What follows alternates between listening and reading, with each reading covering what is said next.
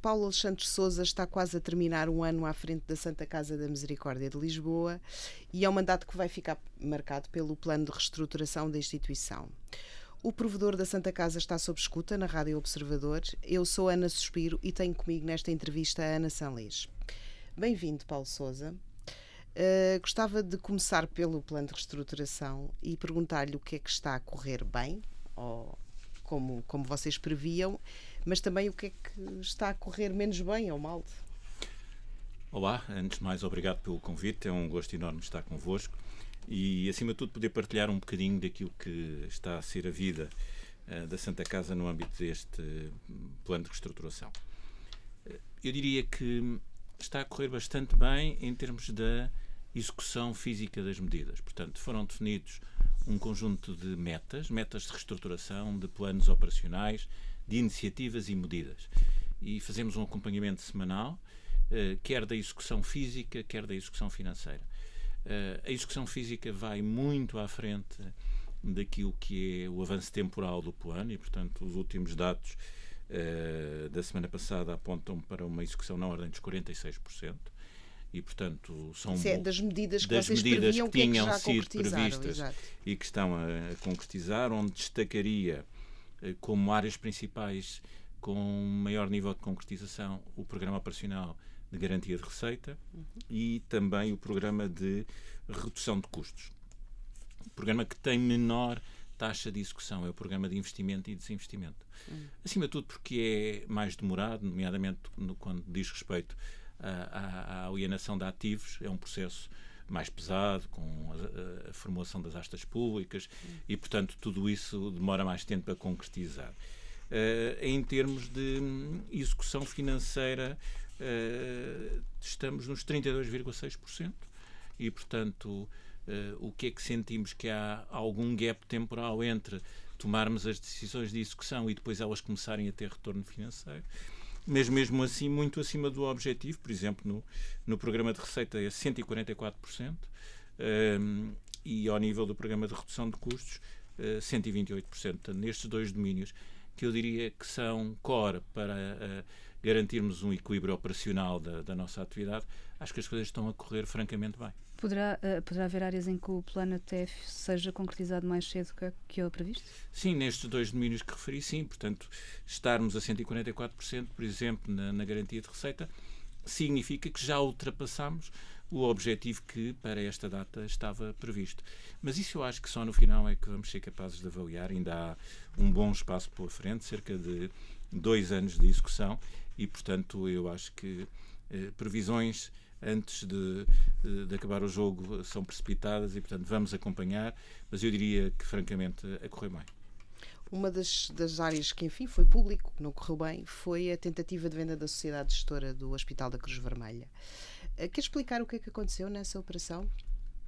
Parecia que estava quase a ser fechada, não é? Havia algumas propostas. Pronto, a participação no Hospital da Cruz Vermelha é uma participação que é partilhada entre a Santa Casa da Misericórdia de Lisboa e a Par Pública, que são os dois acionistas.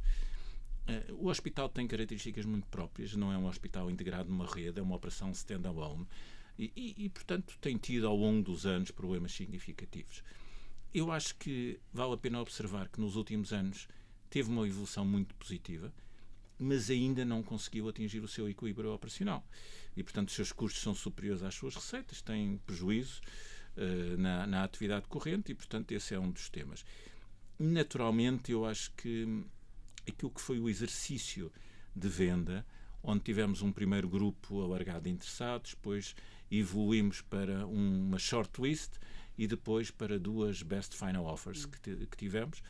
E aquilo que sentimos era que as propostas que tivemos não defendiam o interesse patrimonial de tudo. Não defendiam porque não propunham, portanto, era o preço, era...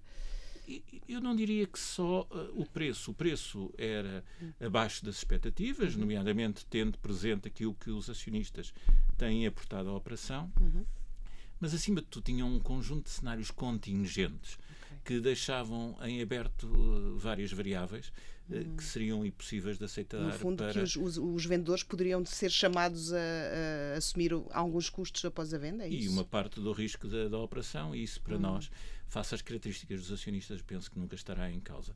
E, portanto, vale a pena pensar numa segunda fase, que é onde estamos, em fazer o turnaround da operação, porque é isso que na prática é necessário fazer, não é muito diferente, talvez com uma escala menor daquilo que tem vindo a acontecer na Santa Casa, e portanto há um plano estratégico que a equipa de gestão vai ter que apresentar aos acionistas, será analisado, será submetido às tutelas e portanto, e depois se vier a ser aprovado há que implementá-lo. Mas um plano estratégico específico para a área da saúde ou para o hospital? Para o hospital. Porque é disso que estamos a tratar. O facto de não serem donos da sociedade gestora, não ser dona dos terrenos nem do edifício, de pertencerem à Cruz Vermelha, poderá ter sido um obstáculo à operação?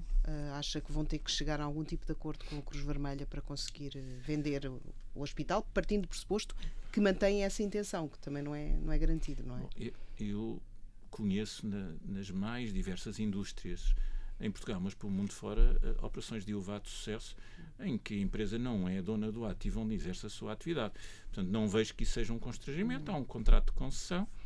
As relações hoje com a Cruz Vermelha Portuguesa são excelentes, eu diria, e, portanto, não vejo nenhum tema relacionado com a detenção ou não da propriedade do ativo. É uma atividade muito própria de exploração de uma unidade hospitalar e vale por isso mesmo. E, portanto, pelo franchise que tem no mercado, a marca continua a ser valiosa e, portanto, o hospital tem prestígio no mercado onde se insere e, portanto, eu acho que isso são ativos fundamentais para. Mas vão continuar, a Santa Casa vai ter que continuar a financiar o hospital, juntamente com a par pública, não é? Quando isso se mostrar necessário, sim, naturalmente. Um setor onde tem havido dificuldades para a Santa Casa tem sido na venda de património imobiliário. Também tem havido várias notícias sobre isso, os leilões, podemos dizer, falhados. Ainda em relação a receitas para 2024, naqueles que eram os objetivos, conseguiram ser cumpridos? Eu acho que a área do património é uma área muito sensível. Nós devemos ter uma urgência grande na execução do plano, mas não devemos ter uma urgência desmedida. E, portanto, às vezes fazer precipitar processos de alienação de ativos sem ter um conjunto de cuidados, em ter bons referenciais de avaliação dos ativos, eu acho que isso pode em algum momento revelar alguma precipitação. Eu não tenho uma leitura de que existam, como referiu, leilões falhados. Não. Eu acho que há várias astas públicas, umas com grande sucesso, outra, que foi a última, apenas com um ativo alienado. Mas se ficou praticamente vazio, posso considerar um falhaço, pelo menos aquilo que eram as vossas expectativas para este leilão. As nossas expectativas até eram positivas, confesso. Eu acho que talvez o momento político que vivemos e que se precipitou mesmo na altura da realização da asta pública pode ter conduzido a algum receio de investidores, porque estamos a falar de produtos muito específicos, por exemplo, uma grande urbanização na ajuda, não é um produto de retalho, é um produto para investidores, onde vão ser construídos cerca de 100 fogos, portanto, exige um investimento significativo para além da compra do terreno. Portanto, eu acho que estamos a falar de um mercado muito particular, não é um mercado corrente de habitação. Está a falar da data, já agora, só para nos situarmos, foi no dia 11 de março, não é? Que Exatamente. Foi praticamente no dia da queda do governo. Sentiu que isso teve um impacto na operação, no leilão? Eu acho que não podemos ter a certeza porque não dialogamos com os investidores e não os questionamos. Eu diria apenas que esta tinha sido uma das astas públicas onde tínhamos maior número de visitas prévio à realização do evento.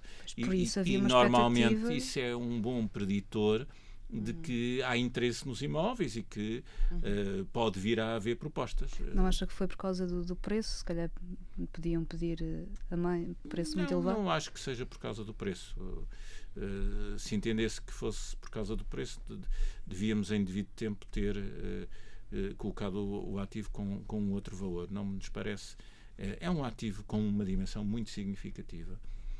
E por isso exige também um esforço significativo de investimento. E, portanto, acho que é mais isso do que outro fenómeno qualquer. E vão continuar a tentar vendê-lo em leilão?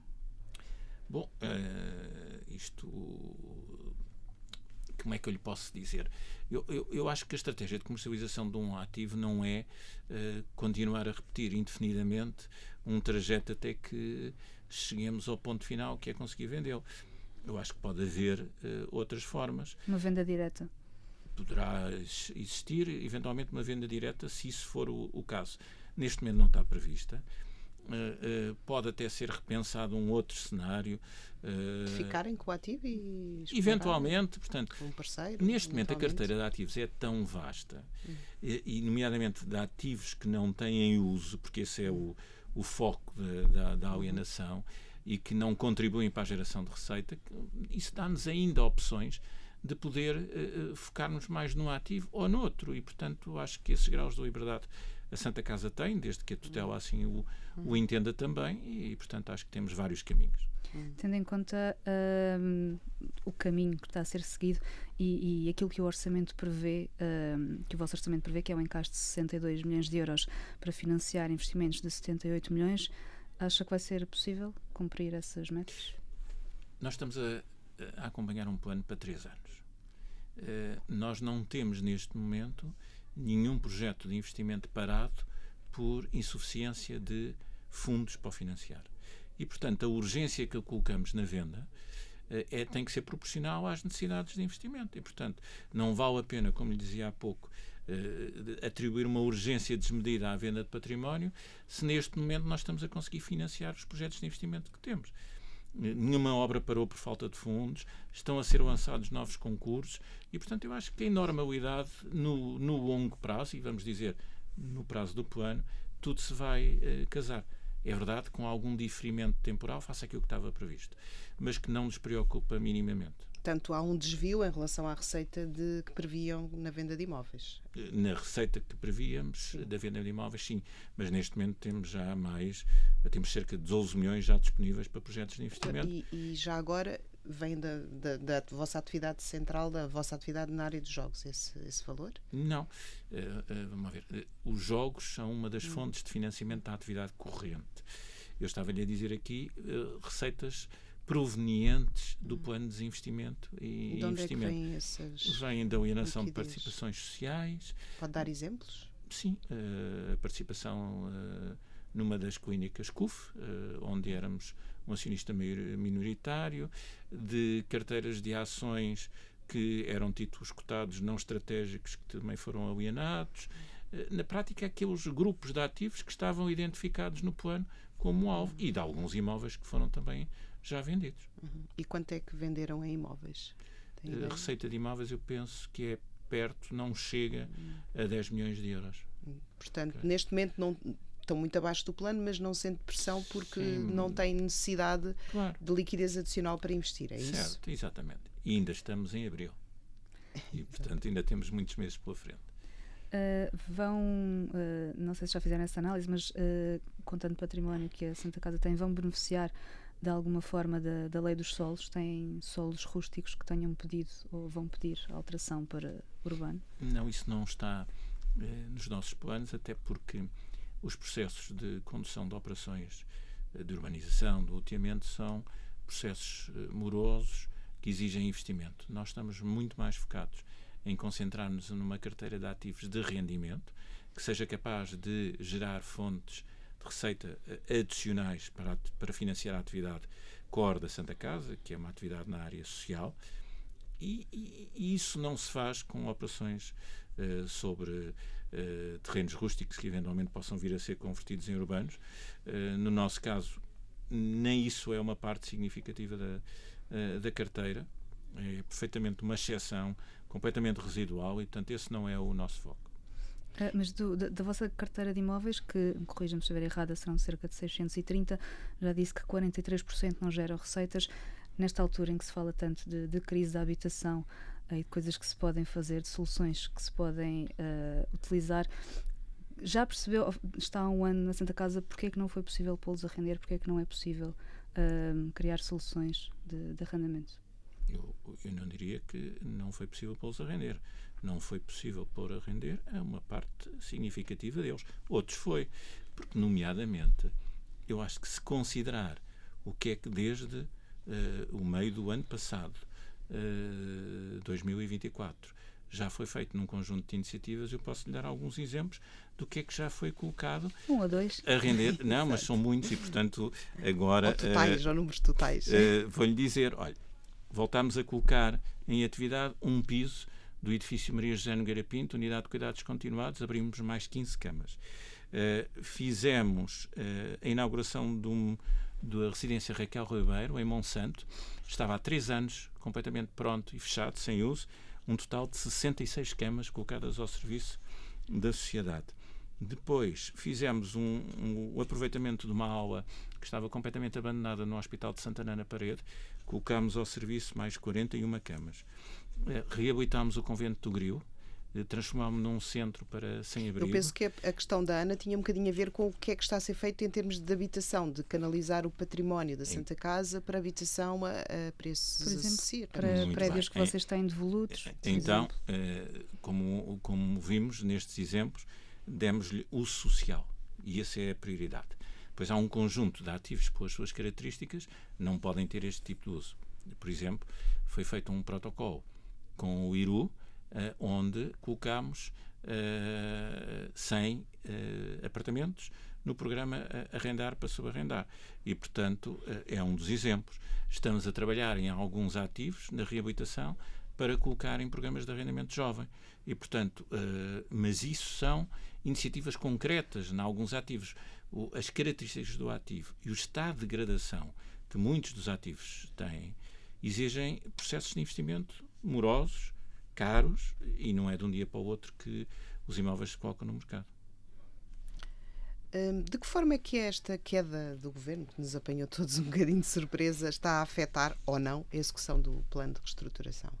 Bom, eu penso que foi-nos conferida uma missão e foi, na prática, conferido um mandato para executarmos um plano. E é nisso que estamos comprometidos. O plano não é um plano da mesa ou do provedor, é um plano da Santa Casa, das suas equipas, das pessoas que nelas trabalham, que eu acho que já perceberam que em muitos domínios é preciso mudar e é preciso evoluir. E, portanto, sinto que ele continua em normalidade. Não houve uma semana em que deixássemos de fazer o acompanhamento semanal, em verificar os problemas que surgem, ultrapassá-los, manter o mesmo espírito de acompanhamento da atividade. E, portanto, do nosso lado, aquilo que mantemos é a mesma firme convicção em o concretizar. Portanto, mas é isso que sinto. Haverá decisões que vão exigir, haverá projetos vossos ou intenções vossas que vão exigir decisões da tutela que são políticas e que não podem ser tomadas por um governo em gestão corrente. Com certeza. Tem alguma dessas situações neste momento? Não, neste momento não. Neste momento não fez nenhuma proposta à tutela pela qual aguarde, esteja à espera do próximo governo para perceber... Não, as propostas que vão sendo feitas à tutela decorrem da normal atividade e vão sendo despachadas pela Sra. Ministra à medida da análise que é feita pelos técnicos e dos pareceres que são dados. Não sinto nenhuma perturbação do tema. Há temas que são urgentes, inadiáveis e esses têm um enquadramento próprio. Há outros que seguirão o fluxo normal do próprio processo ao nível do Governo e, portanto, estamos confortáveis com Eu estava a pensar matéria. Agora no plano que vocês entregaram em janeiro, salvo erro, ao Governo, para desinvestir na área internacional.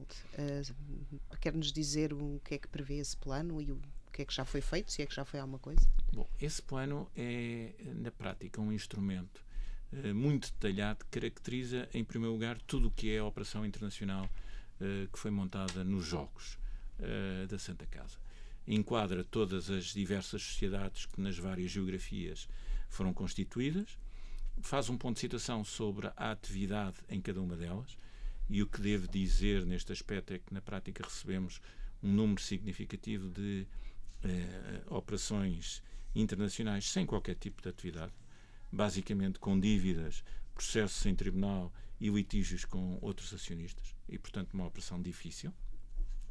É uma exceção clara a este ponto à atividade da Sojogo em Moçambique, que é uma atividade que a Santa Casa participa há mais de 20 anos e, portanto, tem um cariz completamente distinto e também duas sociedades que temos em conjunto com a Française des Jeux em França, no domínio da atividade dos jogos, nomeadamente também ao nível das parcerias internacionais do Euromilhões, e um agrupamento que temos com a Française des Jeux para questões operacionais.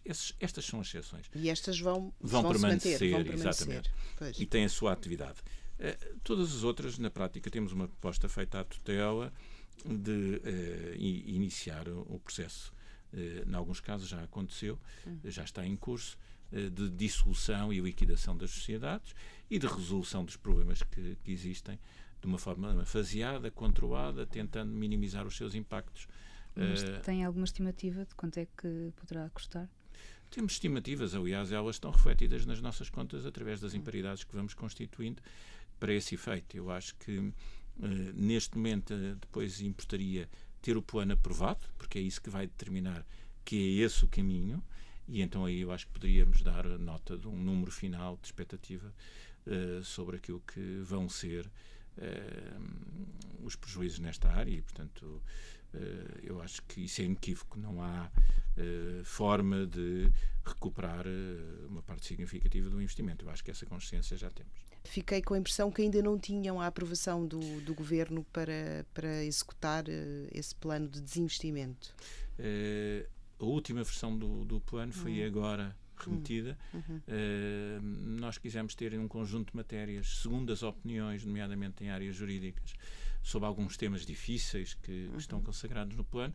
Isso demorou mais tempo e, neste momento, toda a informação está completa e, portanto, eu penso que agora a tutela terá condições de poder vir a tomar a decisão final sobre esta matéria. Ainda assim... A tutela do próximo Governo.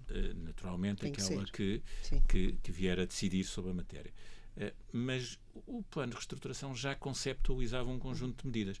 Tem um capítulo já bastante profundo, não com o nível de informação que hoje temos, que é muito superior, não com o enquadramento técnico de questões jurídicas, legais, financeiras, também foram agora abordadas, e portanto eu diria que este é um instrumento muito mais completo.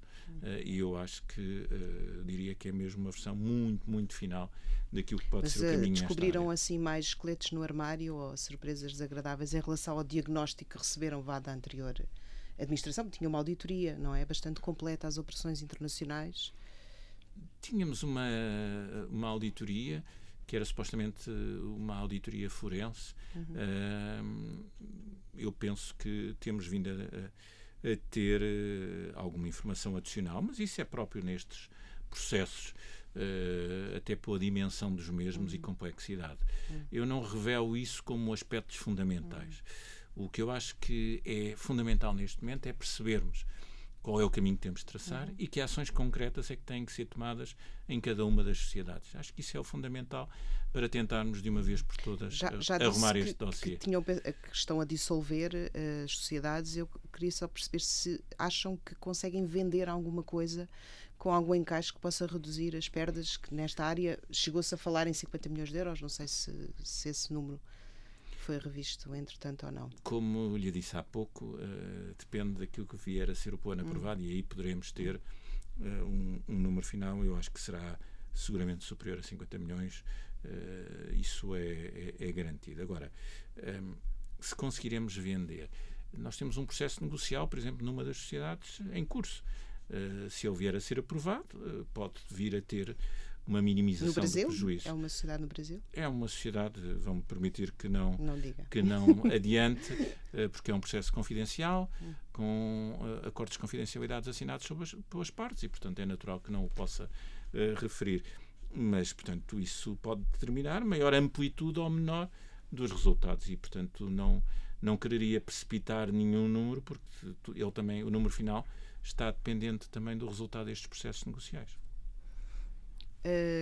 Eu, no fundo, queria tentar perceber também dos grandes riscos do deste processo de investimento eram os pedidos de indemnização e os processos judiciais que a Santa Casa poderia enfrentar, considerando, no fundo, um bocadinho o shutdown, digamos assim, de todos os compromissos ou das responsabilidades financeiras a partir do último ano, por parte da anterior gestão da Santa Casa, que não quis mandar mais dinheiro para o Brasil, nomeadamente para o Brasil, que era onde... queria perceber se de facto têm muitos processos e pedidos de indemnização por causa da internacionalização. Não, eu acho que acima de tudo temos alguns processos de dívidas existentes no Brasil, que estão a ser tratadas, e há um processo, uma proposta de lidar com várias áreas de cariz diferente, algumas na área do trabalho, outras de índole fiscal, outras de relação com sócios, fruto da relação comercial estabelecida. Eu penso que não é isso que é o mais importante. É claro que há uma operação com um montante relevante e que teve a ver com uma interrupção de um plano de pagamentos, e isso naturalmente... A lotaria do Rio de Janeiro. É um aspecto muito relevante, mas pronto, neste momento esse é um processo totalmente conhecido e, portanto, há que lidar com ele. E desde que está em funções, a Santa Casa apresentou mais alguma queixa ou fez mais alguma denúncia ao Ministério Público relacionado com a operação internacional? Sim, a Santa Casa tinha havido uma denúncia feita anteriormente pela mesa. O que esta mesa fez foi aportar ao processo um conjunto de documentação relevante que eu acho que pode permitir materializar o processo de investigação por parte do Ministério Público. É uma obrigação que temos e, portanto, foi o que fizemos. Uma das áreas, um dos focos do plano de reestruturação tem a ver com os trabalhadores, com a redução do número de trabalhadores. Em 2024 saíram 124 pessoas, corrijam-me se estiver errada, espera que sejam menos 143 este ano. É suficiente? Como é que esse plano está a correr? Está a ser cumprido de acordo com as vossas expectativas? Bom, o plano foi conceptualizado com esse objetivo e, portanto, é isso que vamos cumprir seguramente. Desde o primeiro momento fizemos um ponto de honra em garantir que não haveria despedimentos na Santa Casa, e é isso que estamos a cumprir. Mas estamos, por exemplo, a dar foco a programas de pré-reforma. Ainda agora está a correr mais uma iniciativa. Começou o mês passado, vai ainda decorrer durante mais alguns dias. E já tem quantas adesões, sabe? Temos 42, era o número na passada sexta-feira. Portanto, é um processo normal. Eu acho que isso entrou na vida da organização. Há pessoas que percebem que podem antecipar o seu termo da colaboração com a Santa Casa, num contexto em que as respeitamos e que lhe damos a oportunidade para ter outras opções, fazer coisas diferentes. Eu acho que isso é ótimo e, portanto, acho que é nesse contexto que vamos continuar. Não vejo aí nenhum tema extraordinário que se tenha levantado. Falava que havia muitas pessoas também, não na situação de pré-reforma, mas pessoas que já tinham passado a idade de reforma e que continuavam a ter contratos de trabalho. Chegou a dizer que havia pessoas com 80 anos a trabalhar na Santa Casa da Misericórdia. Isso ainda acontece? Como é que estão a gerir essas situações? Se o disse, era porque existia, como compreenderá. E, portanto, de facto, o que estamos a fazer é, no estrito respeito pelos contratos, quando há lugar à denúncia dos mesmos, a denunciá-los, nomeadamente porque entendemos que a Casa tem uma percentagem de pessoas em segmentos mais elevados muito significativa. Os jovens, dentro da estrutura etária, nem sequer representam 2% do total dos quadros da instituição. É preciso fazer um processo de passagem de conhecimento, de transformação organizacional, e isso tem que se fazer também com sangue novo, com respeito àqueles que ali estão há muitos anos, e portanto é isso que estamos a fazer, mas dentro de tudo aquilo que é o espírito normal dos contratos, cumpri-os, mas manifestar a nossa intenção de não os prorrogar. E tem contratado jovens? Tem cumprido essa... Em algumas áreas mais específicas, por exemplo, na área de enfermagem, um crescimento significativo de quadros, nas áreas de apoio social também. Portanto, tem havido áreas específicas onde temos tido maior sucesso. Depois há áreas onde gostaríamos de o fazer com maior intensidade e temos tido maior dificuldade. A área de tecnologias de informação, por exemplo, onde temos uma aposta clara e onde não temos sido tão bem sucedidos, porque isso é uma dificuldade do próprio mercado. Não tem a ver com a Santa Casa, tem a ver um pouco com os vários setores de atividade. Como é que fechou o ano 2024? Têm dados para nos dar sobre receitas e resultados? Sim, portanto, nós apresentámos até ao prazo previsto nos estatutos, que era até ao final do último dia do mês de março, as contas para a aprovação da tutela, portanto, serão agora analisadas e aprovadas, mas eu acho que há alguns dados que podemos partilhar. Dizer que 2024 é o melhor ano dos últimos 5 anos de atividade da Santa Casa em termos financeiros. O resultado Portanto, o melhor líquido... ano pós a pandemia, não é? Exatamente. O resultado líquido é positivo, na ordem superior a 30 milhões de euros e, portanto, acho que é excelente após um período de 4 anos de resultados negativos, mais de 130 milhões de euros. E, portanto, acho que é um marco para as equipas da Santa Casa ter conseguido inverter. Recordo que o ano passado eram cerca de 2,5 milhões o resultado. Este ano estamos a falar de 30 milhões. A receita corrente cresceu 4,2% e os custos mantiveram-se relativamente constantes. E, portanto, este é um aspecto muito positivo. E a receita corrente cresce 34% se compararmos com 2020, que é um aspecto também muito relevante. Também, em termos operacionais, há resultados ótimos e, acima de tudo, em termos de receita corrente, ela ficou 4,5 milhões acima da meta estabelecida no plano de reestruturação e a despesa corrente ficou 14,5 milhões abaixo do estabelecido no plano de reestruturação e, portanto, o resultado líquido superior em 20 milhões ao que tínhamos previsto no plano. E esse aumento da receita, isso é uma recuperação dos jogos sociais? É uma recuperação dos jogos sociais. Quando tomámos posse, os jogos sociais tinham um desvio negativo fortíssimo face ao ano anterior e introduziram-se um conjunto de medidas e foi possível chegar ao final do ano com uma variação positiva. As nossas vendas atingiram 3.143 milhões de euros, 3,1 bis, e, portanto, muito significativo, acima do ano anterior e de todos os demais anos, só ultrapassado com a receita de 2019. E, portanto, antes da pandemia, onde, de facto, as receitas eram muito significativas. Mas eu gostava também de destacar nos jogos, este foi o maior ano de sempre em termos de prémios pagos. 2,07 mil milhões. Foi o maior ano de sempre de imposto de selo gerado, 211,6 milhões, cerca de 10,3% do total da receita fiscal do Estado. E foi também um dos anos mais significativos do montante gerado e entregue ao Estado. Cerca de 895 milhões de euros entregues, quer ao nível da distribuição de resultados, a de beneficiários, quer de imposto de selo. E que jogos é que se destacaram nessa habituais, recuperação? Não há alterações profundas em termos do mix dos jogos. Globalmente, há um crescimento forte nas vendas. Por exemplo, podia-vos dizer, a lotaria cresceu bastante. E é importante porque é um jogo, em termos de adição, que nos deixa perfeitamente tranquilos.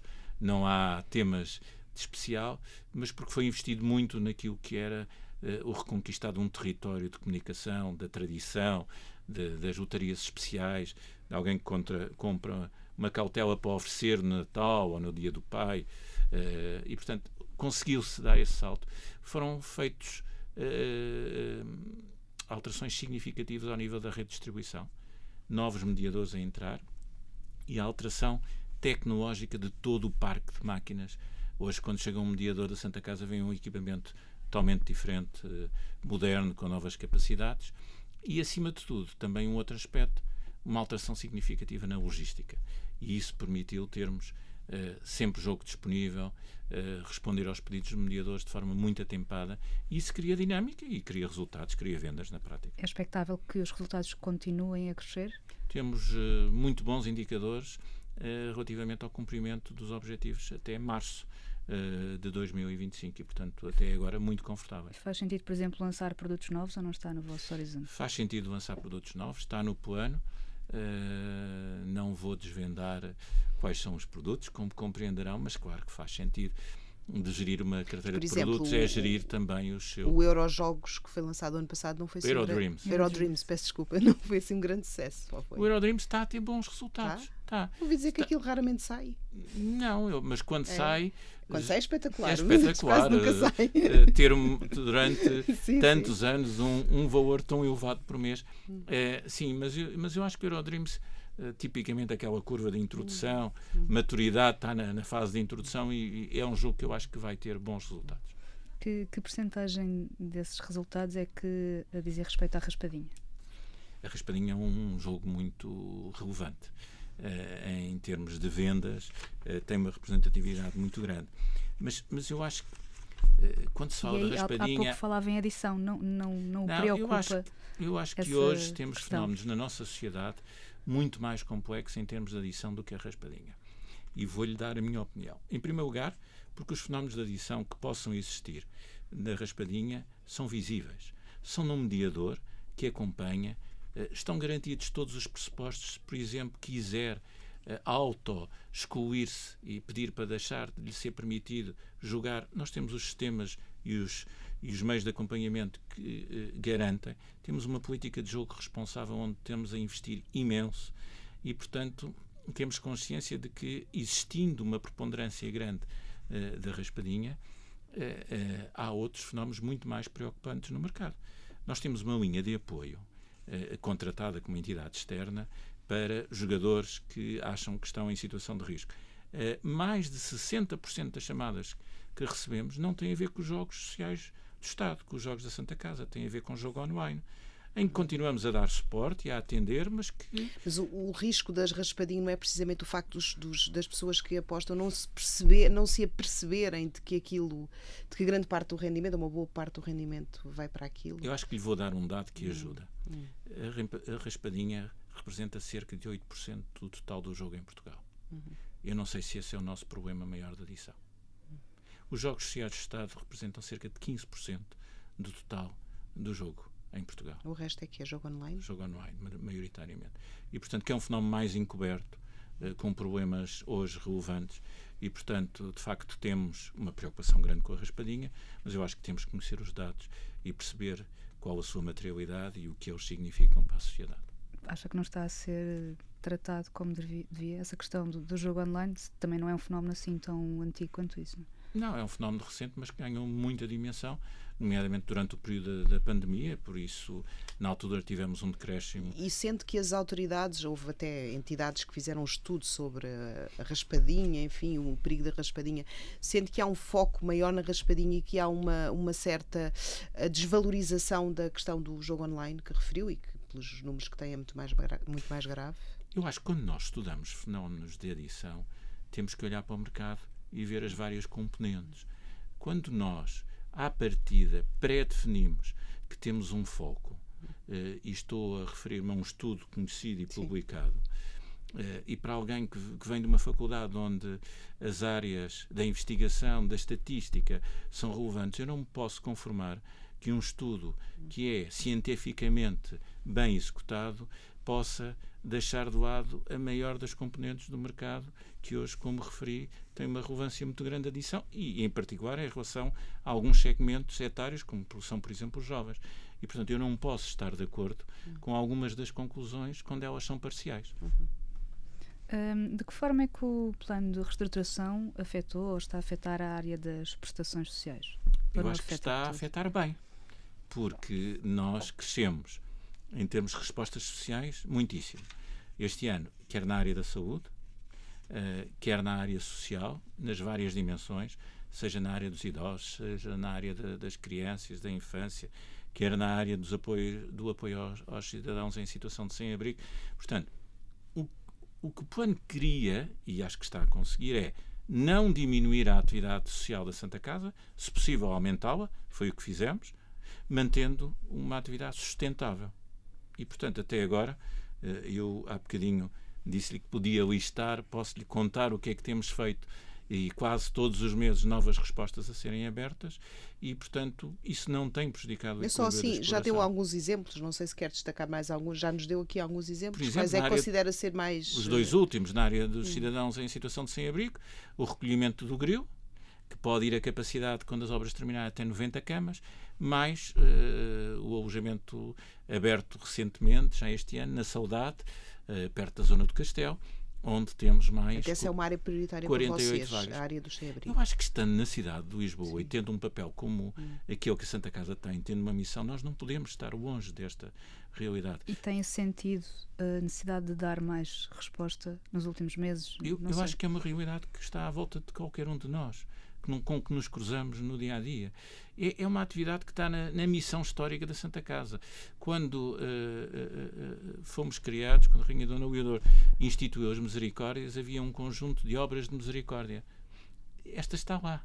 E, portanto, faz desde sempre parte daquilo que é o nosso sentido para com a sociedade. E hoje é um problema muito relevante, em particular na cidade de Lisboa, até porque tem tido algumas respostas, e isso serve também como fator de atração para pessoas que nos procuram, para além do facto de termos hoje uma realidade em termos de migrantes também diferente.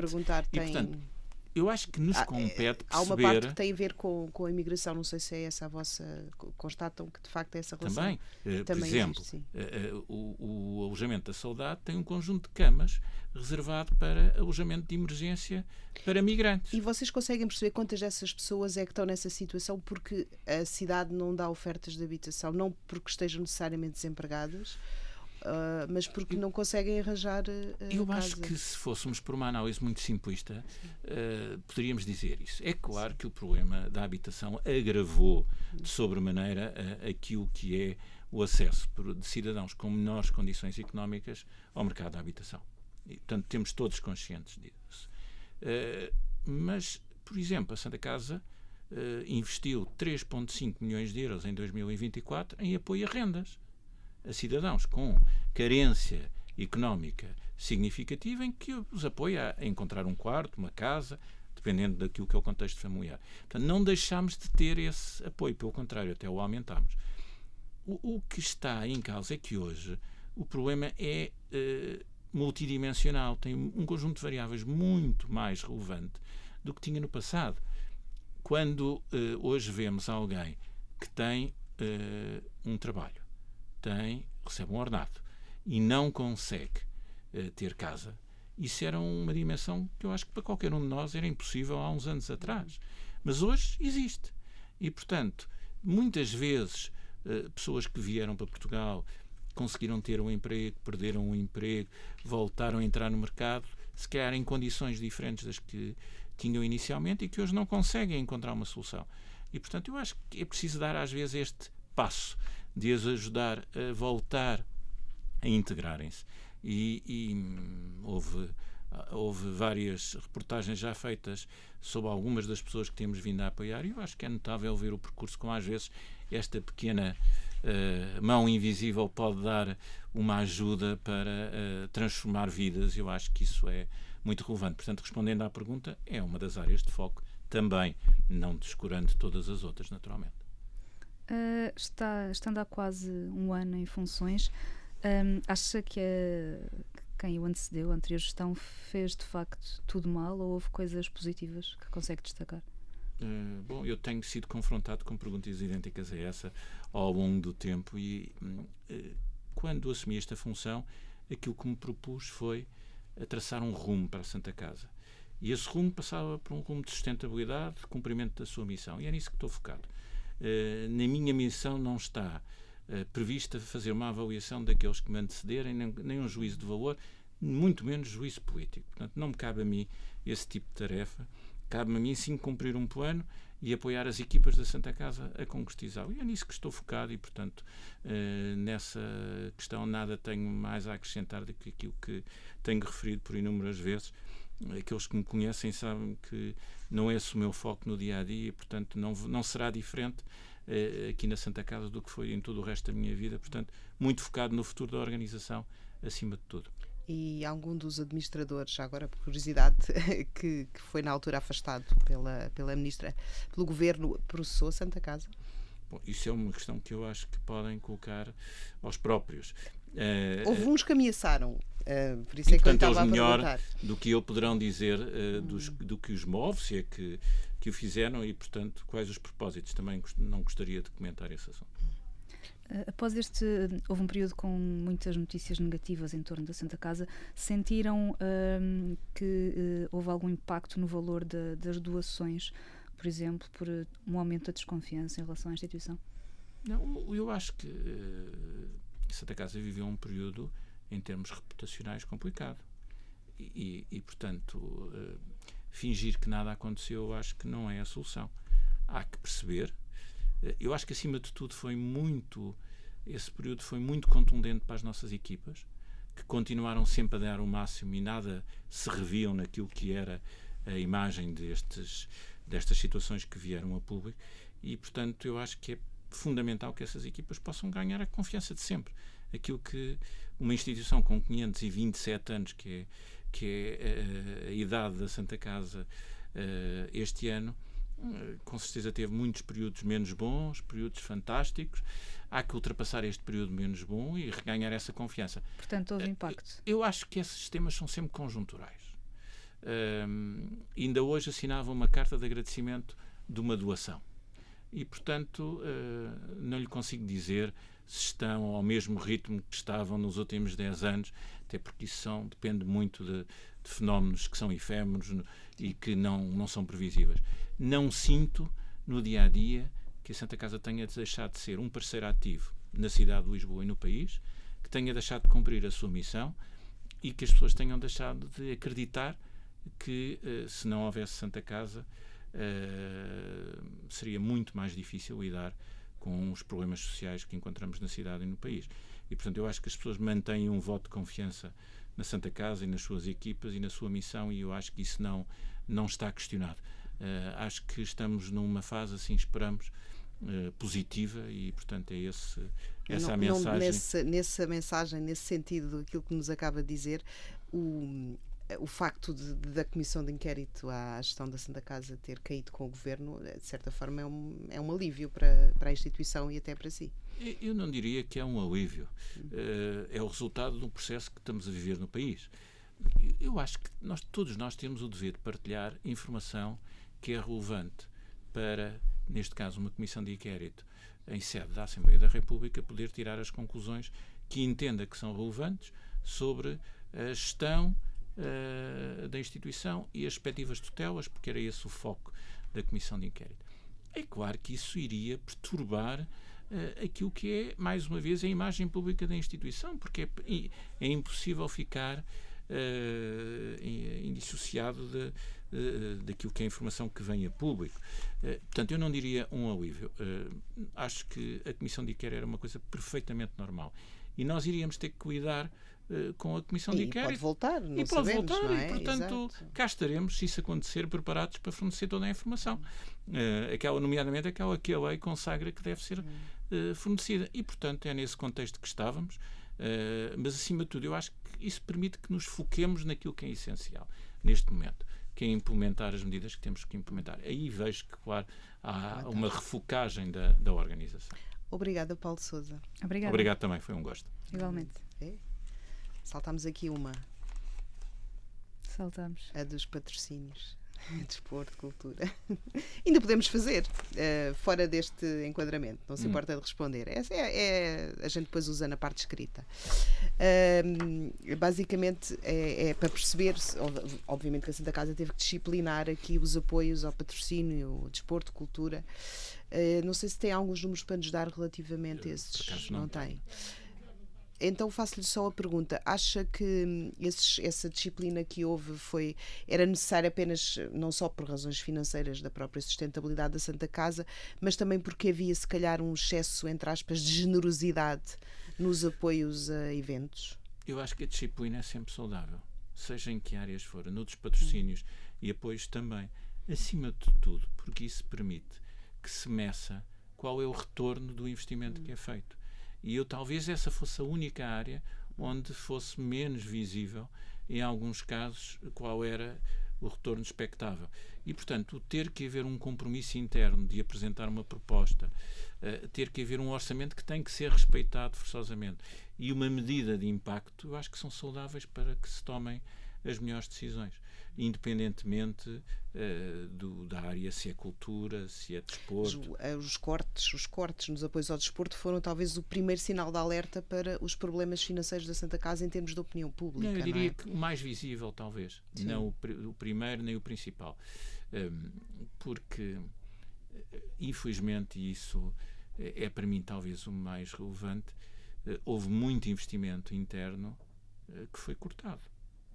E hoje, quando temos, por exemplo, património degradado sem ter sido reabilitado, isso é um reflexo, se calhar, de investimento que foi cortado. Ou de investimento que foi utilizado para tesouraria.